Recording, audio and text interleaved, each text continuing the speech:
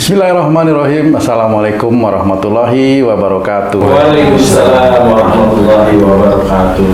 Para pemirsa dan sahabat beriman dimanapun berada, alhamdulillah kita berjumpa lagi di Ustadz Danu Official Channel. Semoga kita selalu dalam lindungan Allah Subhanahu wa Ta'ala. Amin ya Rabbal Alamin. Seperti biasa, kali ini kita akan ngaji lagi bersama guru kita semua, Pak Ustadz Danu. Assalamualaikum Pak Ustadz. Assalamualaikum warahmatullahi wabarakatuh. Dan saya juga didampingi di sebelah kiri saya ini oleh sahabat saya yang setia selalu, Bang Jainuddin. Assalamualaikum Bang Jain. Waalaikumsalam Pak Tung. Amin, alhamdulillah.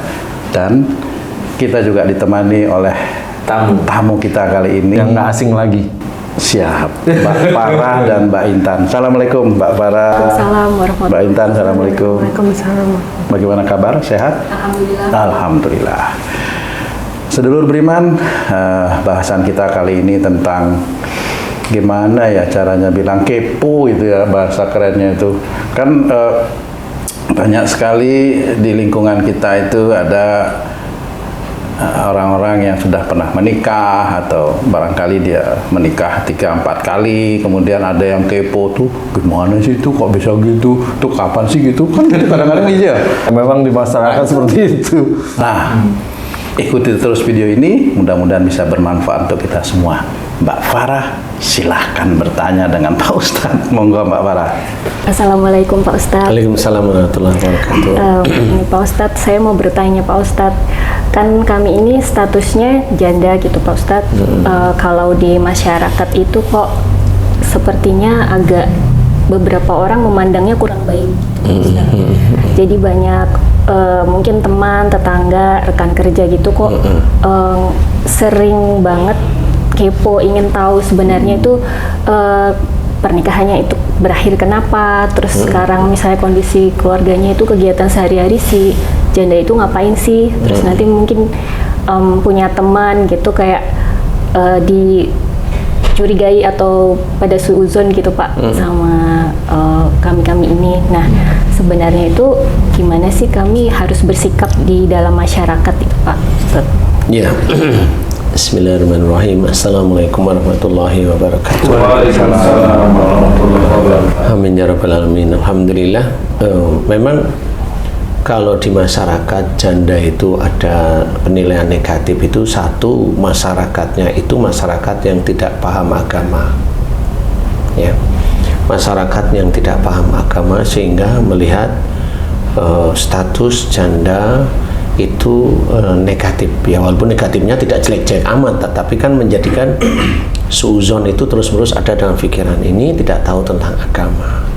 Kemudian kalau di tempat pekerjaan juga sama, cuma bedanya kalau di tempat pekerjaan itu kan lingkungan anak-anak muda lah, saya anggap anak-anak muda ya, sehingga anak-anak muda itu pun sebenarnya juga nggak paham tentang agama. Bagi yang paham tentang agama beda. Kalau anak-anak muda itu ada beberapa hal yang bisa diketahui bagaimana dia mensikapi yang dihadapi itu adalah janda, kan gitu. Satu, bagi anak-anak muda dengan temannya yang janda, biasanya yang pertama adalah main-main.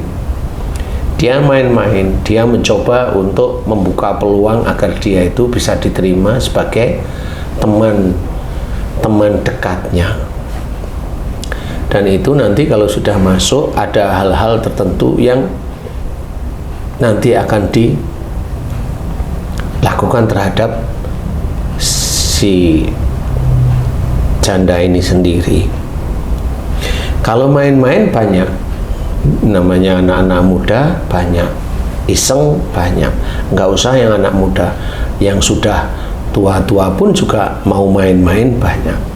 Jadi yang harus hati-hati bagi teman-teman yang memang dalam kondisi kosong, belum menikah, teman-teman perempuan yang belum menikah itu begitu, harus dilihat orang yang mau main-main istilahnya. Kalau serius, dia tahu kalau mamanya janda, dia akan serius, dia ngomong, dia akan serius, saya serius sama kamu, boleh saya ketemu sama orang tuamu, itu serius istilahnya. Tapi kalau mau main-main ya begitu, goda-goda gitu, iseng-iseng tak antar yuk gitu. Jadi yang harus dihati-hati adalah teman-teman yang memang membutuhkan laki-laki yang soleh itu tadi.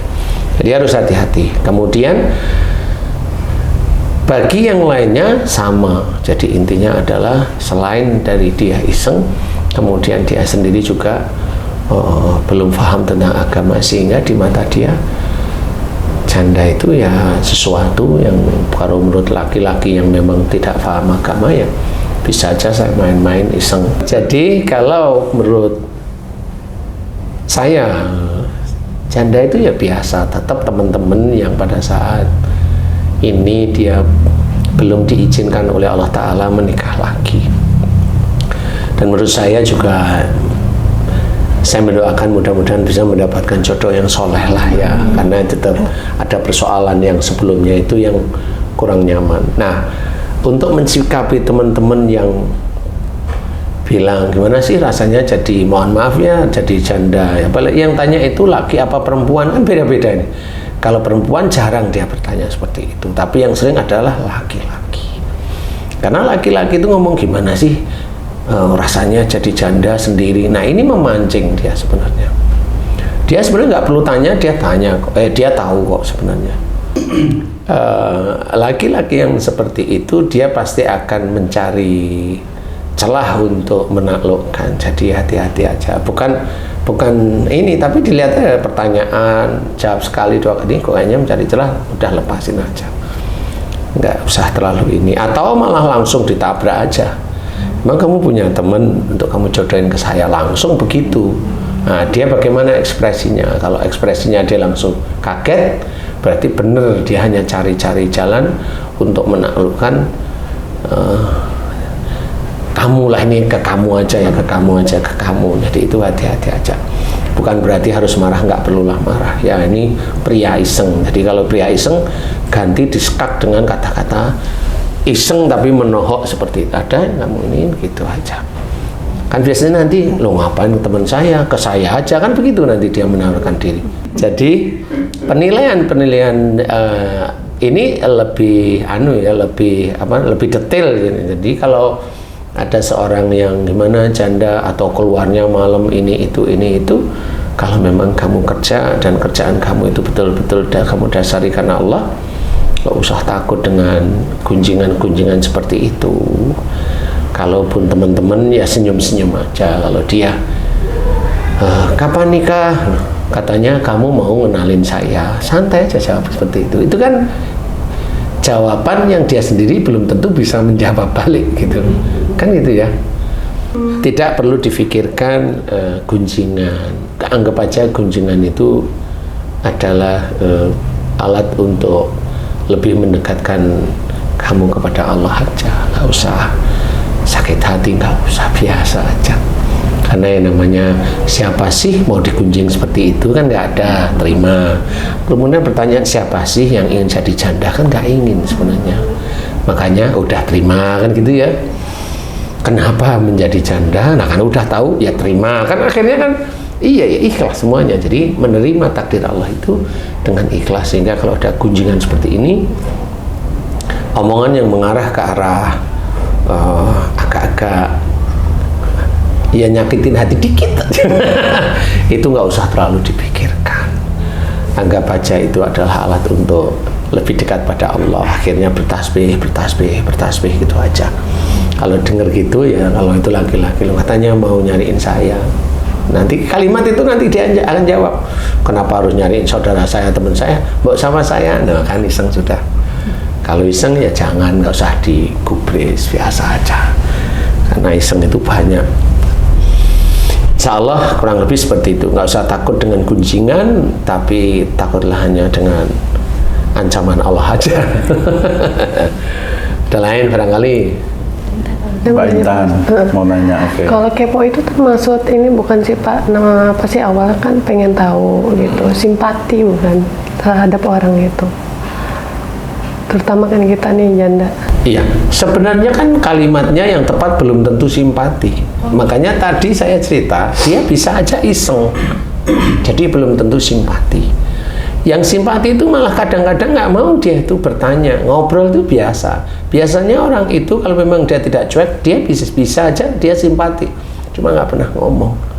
Bisa aja dia hanya cuma mana, wah capek. Nah dia nggak ngelanjutin, padahal dia kan single parent ya, mamanya tahu gitu, tapi dia nggak ngomong. Ya mudah-mudahan kamu diberi kesehatan ya, cepat dapat pasangan. Nah itu orang-orang simpati malah seperti itu. Kalau simpati gimana, capek enggak, ngerawat anak capek enggak, itu bukan simpati, itu Merayu. mencoba merayu dari sisi yang lain. Ya, kamu hati-hati ketemu sama orang yang seperti itu. Intinya kalau ada orang yang seperti itu belum tentu simpati. Kamu husnudon terhadap laki-laki, tapi laki-laki yang dekat kamu belum tentu dia itu simpati. Padahal kamu husnudon, boleh. Ya, tetapi laki-laki belum tentu semuanya seperti itu. Jadi harap berhati-hati. Enggak semua orang itu bisa simpati. Yang simpati itu benar-benar paham, menjadikan kalau kamu tanya jelas. Kemudian nggak ada yang namanya kalimat itu menggoda, nggak ada. Kalau ada kalimat itu menggoda, emang aku takut mau ke rumahmu, itu menggoda sebenarnya. Ini nggak ada simpati biasanya. Dia cari kesempatan, paham? Jadi laki-laki begitu rata-rata. Jadi harus hati-hati. Belajar bukan berarti terus curiga dengan laki. Enggak curiga. Itu kan dari kalimat bisa bisa dirasakan bahwa ini simpati apa enggak. Ya kan? Kalau kamu punya anak, umumnya kan dia main ke anakmu, nggak perlu dia ngomong, ini aku perhatian ke anakmu loh, berarti aku sayang nih sama kamu, kan nggak perlu ngomong gitu, dia perhatian aja anak. Seperti itu. Gitu, melihat fotonya, terus tanya, anakmu umurnya berapa? Gitu. Nanti ada yang ngomong, boleh nggak saya ngasih nafkah anakmu? Gitu. Tapi jangan lupain saya ya. Nah itu beda lagi sudah itu. Jadi harus belajar. Yang simpati itu kadang-kadang malah nggak ngomong. Kalau punya anak, dia fokus ke anak, ngobrol. Anaknya main, dia main. Tapi juga harus dilihat laki-laki itu tipe ini yang bagaimana. Karena banyak juga laki-laki yang kelihatan ganteng, kemudian dapat istri yang cantik, dia punya anak, nggak taunya nggak punya uang. Kan seperti itu. Jadi istrinya minta pisah karena KDRT. Walaupun laki-lakinya ganteng, walaupun dia nge-gym, maaf ya nih, lakinya nge-gym, badannya bagus, pakai kaos oblong, kaos apa namanya, sport itu, apa ya yang kelihatan begini itu apa itu? Tank top katanya. Oh, tank top itu kan cewek. Kalau laki tank top ya ada ya. Ada. Kalau dulu namanya kaos kutang. Nah, kaos kutang. Singlet namanya ya, oblong-oblong itu yang begini ya. Singletan ya, badannya bagus, ya belum tentu dia itu bisa bertanggung jawab di hadapan Allah terhadap wanita, belum tentu. Tapi kamu harus belajar, dan yang paling harus disikapi adalah ibadahmu kepada Allah Ta'ala harus bagus. Itu nomor satu. Karena dengan ibadahmu kepada Allah, kemudian hormat kepada ayah, kepada ibu, itu habis Allah, kemudian hormat pada ayah ibu, bakti sama ayah ibu itu yang kedua. Dan itu harus kuat. Nah nanti Allah yang akan nyariin kamu sendiri, walaupun nggak bilang, Intan, Farah, itu ada laki-laki di situ jodohmu, enggak sih. Tapi nanti Allah memberikan jalan gimana kamu itu bisa bertemu dengan mereka.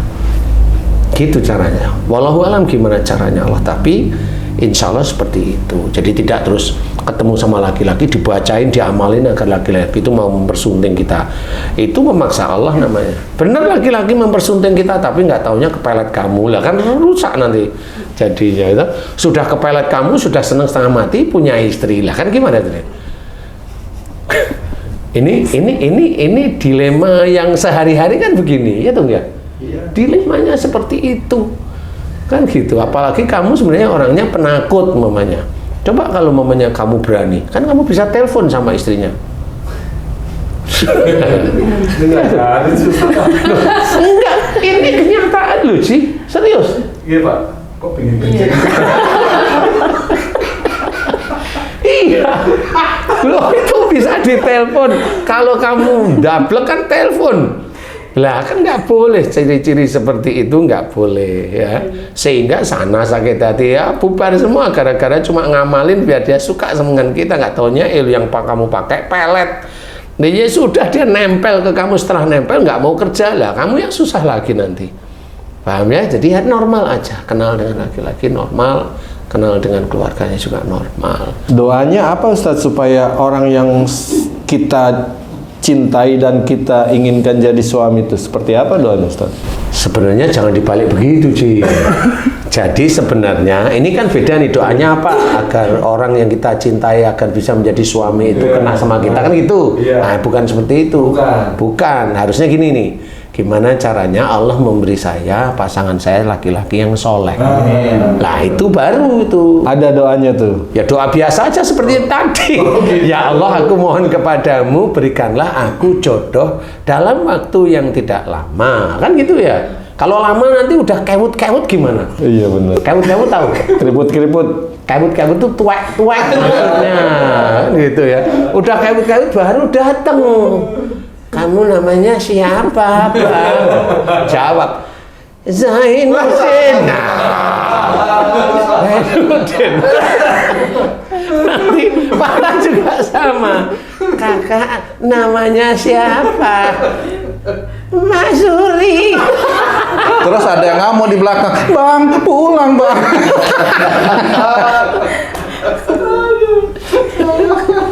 Bang pulang, ya di belakang ini bukan istrinya apa, temennya bawa rombong suruh pulang. Jadi mohonlah seperti tadi ya, ya Allah, aku mohon kepadamu berikanlah aku jodoh dalam waktu yang tidak lama, seorang laki-laki yang seiman, yang sekufu, yang soleh, bertanggung jawab dunia dan akhirat kepadaku ya Allah. Amin. Pujilah Allah. Cukup sudah. Apalagi seiman ya jelas, kufu ya jelas, saling mengisi lah sekufu itu ya. Soleh jelas, bertanggung jawab dunia akhirat maksudnya ya dia mau bekerja dan sebagainya.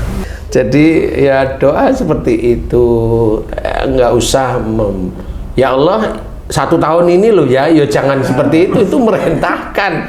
Lalu kita makhluk kok merintahin khalik kita, ya nggak bisa kayak gitu dah. Untuk menjadikan dipercepat itu bukan doa itu sekian ribu kali, bukan. Yang agar dipercepat oleh Allah Ta'ala itu adalah ketaatan kita kepada Allah Ta'ala, itulah yang dipercepat. Doa itu apapun bentuknya, kalau memang ketaatan kita itu kuat pada Allah Ta'ala, doanya sekali 2 kali bisa aja dikabulkan oleh Allah Ta'ala. Seperti itu. Jadi hati-hati dengan para pria, tapi juga tidak boleh suuzon dengan para pria. Gimana itu kan sulit? Ya memang sulit, tapi itu menjadi tidak sulit kalau ibadah kepada Allah Ta'ala kuat, kemudian hormat dan berbakti kepada orang tua juga kuat. Nah nanti laki-laki yang kamu inginkan itu insya Allah Allah yang milih. Gimana caranya? Walau alam nggak tahu, saya tanya nggak ngerti. Seperti itu. Karena saya juga dulu pernah nih, ada seorang ibu-ibu dan anak putrinya minta doa aja, tanya, Ustadz minta didoain anak saya agar dapat jodoh. Saya ngeliatin, Bu, kayaknya anak ibu ini lengkap sudah menurut saya, sholatnya tertib, ibadahnya tertib, yang lain jadi tahajud tertib, duha tertib, baca Quran setiap hari ya saya amati, kemudian dengan orang tua hormat. Menurut saya ini gak ada masalah. Tapi anak saya 3 tahun ini nggak ada laki-laki yang deket.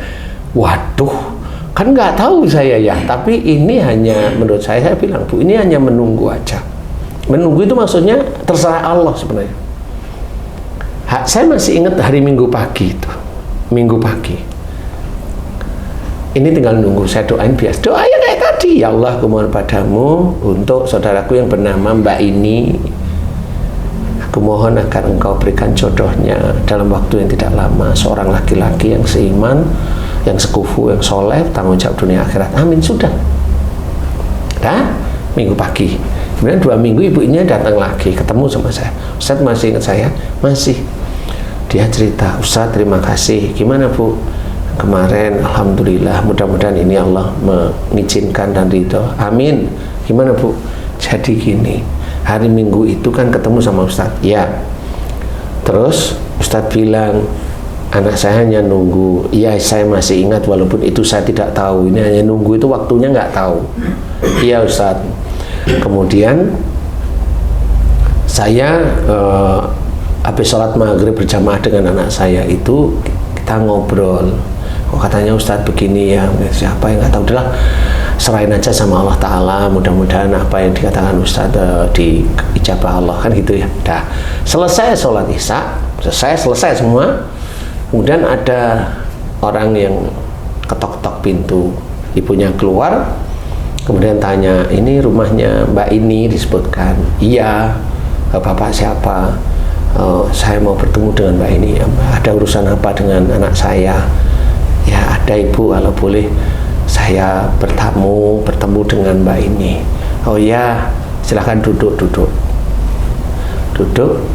Kemudian dipanggillah anaknya. Nah, kamu kenal sama Bapak itu? Enggak. Bapaknya ya senyum-senyum, katanya ibu-ibu itu senyum-senyum. Terus, enggak.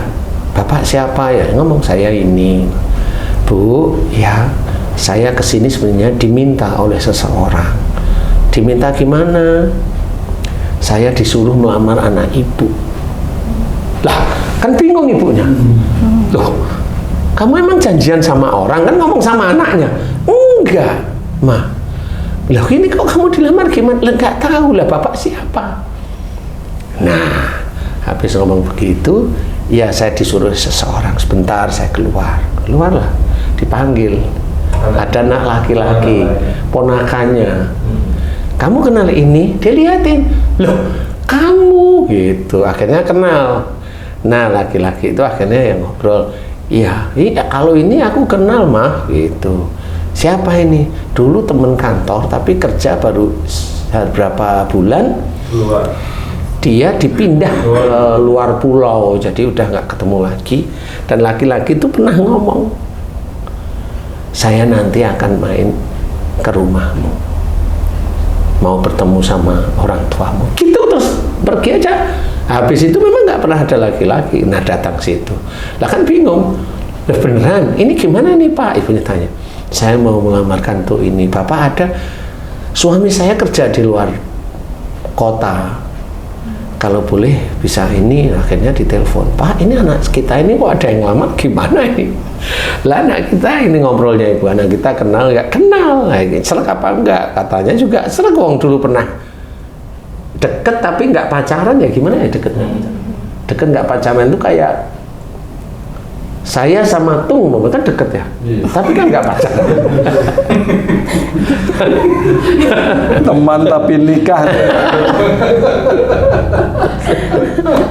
Iya, ya aduh, ya akhirnya ngobrol, ya sudah diterima aja, bisa enggak? Itu diterima aja. Akhirnya bapaknya pulang, berarti pertemuannya kembali minggu depannya, ketemu diterima. Akhirnya yang minggu hari itu ketemu sama saya itu yang kedua minggu. Alhamdulillah Ustadz, udah insya Allah bulan depan anak saya mau nikah. Wah, cepet banget Bu. Iya, nggak tahu kok tiba-tiba paginya Ustadz bilang begitu, kok malam hari dikabulkan Allah ya. Lah itulah yang saya bilang, ini hanya nunggu, cuma nunggunya gimana kan saya nggak ngerti. Karena saya mata-mati gini ya, lihat anaknya tertib, sholatnya, tahajudnya tertib, kemudian duha tertib, itu aja saya aman. Ngaji tiap hari sama orang tua, hormat, kelihatan ya, orang hormat itu kan kelihatan ya.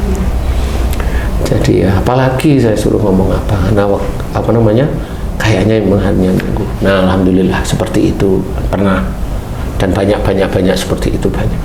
Jadi intinya adalah cara Allah memberikan jalan kenal atau dilamar oleh seseorang itu saya nggak pernah tahu. Kayaknya kayak tadi, memang sampai sekarang alhamdulillah jadi suami istri beneran. Jadi di titik inilah saya bisa cerita bahwa cara Allah saya nggak tahu. Kalau umpamanya kamu suka dengan laki-laki, terus gimana caranya laki-laki itu mau dengan saya? Oh, saya nggak mau malah. Yang begitu saya mah nggak mau, saya nggak suka. Itu namanya egois. Nanti kalau egois itu terjadi, biasanya nanti belakang harinya nggak bagus. Insya Allah seperti itu. Makanya biasa saja, nggak usah egonya saya harus dengan dia, nggak perlu. Tapi dekatkan diri kita pada Allah. Semakin kita dekat dengan Allah Ta'ala, semakin orang itu akan berusaha memahami kita. Bukan sayang, memahami sebenarnya. Ini Ustaz, di masyarakat nih Ustaz, udah menjadi suatu tradisi ataupun suatu kebiasaan jika anaknya yang belum nikah ini ingin kawin dengan janda, ya itu sangat berat. Nah, ini suatu contoh, ada anak laki yang baik nih ingin menikah dengan seorang janda, dia tentu ingin minta doa restu orang tua dong untuk meridhoi hubungan ini. Nah, ini beban dari anak laki ini Ustadz, karena tahu belum tentu orang tuanya ini menerima, karena janda ini kan istilahnya pernah gagal dalam rumah tangga. Nah, apa yang harus diberi penjelasan, pengertian terhadap orang tua untuk dapat menerima janda ini sebagai istrinya, Ustadz, si istri anaknya? Jadi kalau saya yang pertama, jandanya harus janda yang bagus dulu nih. Tentu udah diselidiki lah sebelum. Iya, kenapa menjadi janda, maaf ya, nggak apa-apa ya. Kenapa menjadi janda ini harus diselidiki dulu. Ya, pakai main detektifan nih. Wanita ini baik, mamanya udah tahu ya. Nah kemudian dia harus ngomong kepada orang tua. Ngomonglah kepada orang tuanya. Dia siapa? Janda. Kenapa harus dengan janda? Ya santai aja, dengerin aja. Kok nggak yang lain? Kan pasti ada yang ngomong kok nggak yang lain. Oh, cari si itu, si ini, si itu, si ini. Oke. Yang mana Pak? Yang mana Bu? Si itu. Bu mau dengan itu. Ya coba. Oke. Coba aja taruh rumah, nyebelin nggak itu? Oh, kok dia nyebelin? Nah, terus maunya apa Bu? Gitu. Kan harus diuji. Ya jangan itu, cari yang baik. Siapa kira-kira Bu? Kan gitu ya. Kalau memang ibunya nggak bisa, bilang anaknya, tolong cariin saya. Saya akan mencoba mengerti. Ini sebenarnya, kalau yang namanya dia ngerti si janda ini, dia itu serak, baik, tidak ada persoalan dulunya atas pernikahan pertama, maksudnya tidak yang dalam kondisi yang salah, ya memang harus seperti itu. Seseorang itu dengan orang tuanya harus hormat, agar orang tuanya nyari apa? Nyariin dia. Biar kenal dulu. Nanti kalau belum srek ya ngomong sama orang tua, saya belum srek. Kenapa? Umpamanya ya macem-macem lah intinya, itu kan ngobrol dulu nih, sehingga orang tuanya itu juga judak, ini anakku kok kalau aku kenalin nggak pernah Srek. cocok, bukan srek. Kalau srek itu kan pura-pura dia. Kalau nggak pernah cocok itu kan memang pura-pura juga sebenarnya. Cuma kan dijalanin dulu 1 bulan. Walaupun dia tahu dia udah srek dengan ini, ya. Dia harus begitu 2-3 kali dia ngomong sama si janda ini, sabar ya, orang tuaku memang seperti itu. Iya Mas, gitu. Ayem langsung di sini. Jadi kalau sudah begitu ya si perempuannya kalau baik dia akan nunggu. Iya, insya Allah Mas. Nunggu dia pasti. Ada deadline juga dong Ustaz. Kalau janda ini baik dia nggak mau. Dia akan tenang, santai. Karena dia juga punya pikiran, kan belum tentu dia jodoh saya.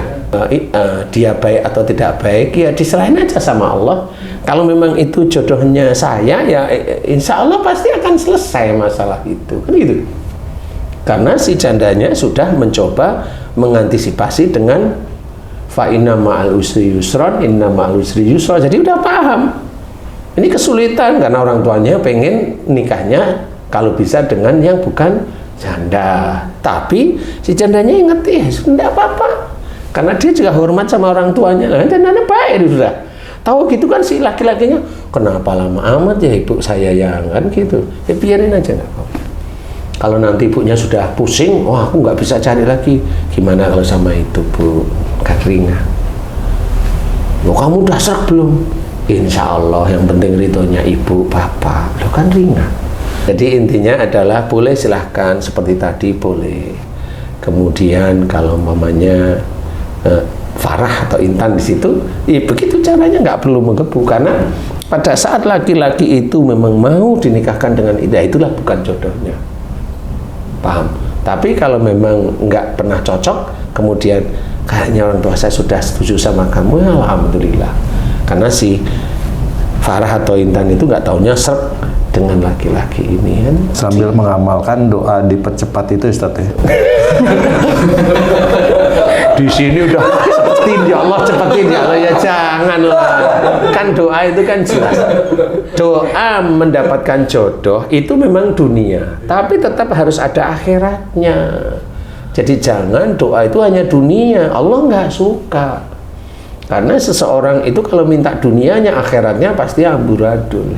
Makanya mohon kepadanya, kepada Allah, berikan aku ya Allah jodoh laki-laki yang seiman. Kan jelas tuh, yang seiman itu jelas, tekanan itu di iman.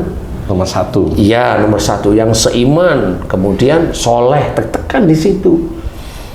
Nggak taunya mintanya dia soleh, dia masih dugem lah, kan nggak cocok dia.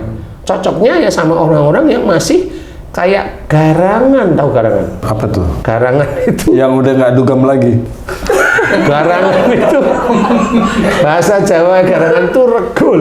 Regul itu yang suka makan ayam, suka makan ikan, apa-apa bangkai itu dimakan, itu garangan. Jadi kalau dia itu doanya kepada Allah Ta'ala mintanya soleh, tapi dia masih dugem, masih sholatnya amburadul, ya dapatnya garangan. Apa-apa mau ya dapat sih, tapi mesti insya Allah biasanya bubar. Tapi kalau memang sama-sama satu garangan, satu hobinya dugem, gayanya klop deh, Sekufu ya. sekufu sudah. Satu dugem nggak hilang-hilang, satunya garangan nyari orang dugem lah, kan sekufu jadinya. Tapi kalau memang baik ya insya Allah nanti Allah mendekatkan yang baik seperti itu. Jadi doanya jelas ya, jadi doa mohon seiman, soleh, kemudian sekufu, bertanggung jawab dunia dan akhirat, itu kan jelas, itu jelas. Jadi jelas, jadi doa yang seperti itu lantunkan aja biar Allah nanti yang mengatur. Jadi bukan kita yang mengatur Allah, bukan. Oh nanti kalau kamu suka dengan wanita itu baca ini, kan banyak itu yang begitu. Saudara-saudara kita banyak itu, baca ini, baca ini, baca ini. Tidak seperti itu. Itu namanya kesannya mengatur Allah, padahal Allah tidak mengatur dia. Dia hanya menomorsatukan nafsunya dia sendiri. Allah hanya melihat. Makanya yang seperti itu biasanya amburadul keluarganya. Paham ya? Insya Allah sudah paham. Mudah-mudahan ini bisa menjadi gambaran. Nggak usah terlalu mau dikepoin, nggak usah terlalu takut, senyum-senyum. Kalau keponya itu kira-kira agak mengganjal, bertasbih aja kepada Allah Ta'ala, bertasbih. Karena dengan seperti itu insya Allah itu berpahala di hadapan Allah Ta'ala. Nggak usah takut dengan orang-orang yang kepo ya, insya Allah seperti itu. Mudah-mudahan difahami ya, sehingga nanti Farah, Intan juga diketemukan sama Allah Ta'ala, laki-laki yang soleh ya, amin ya rabbal alamin. Allahu a'lam. Alhamdulillah. Terima kasih banyak Pak Ustadz penjelasan. Terima kasih ya Mbak Farah, Mbak Intan. Para pemirsa dan sahabat beriman dimanapun berada, mudah-mudahan tayangan video kami kali ini bisa bermanfaat untuk meningkatkan keimanan dan ketakwaan kita kepada Allah Subhanahu wa Ta'ala. Amin ya rabbal alamin. Saya Tung pamit diri, sampai jumpa di video kami yang lain. Wassalamualaikum warahmatullahi wabarakatuh. Waalaikumsalam warahmatullahi wabarakatuh. Alhamdulillahirabbil alamin. Alhamdulillah. Alhamdulillah. Alhamdulillah. Alhamdulillah. Silakan. Bismillah. Bismillah.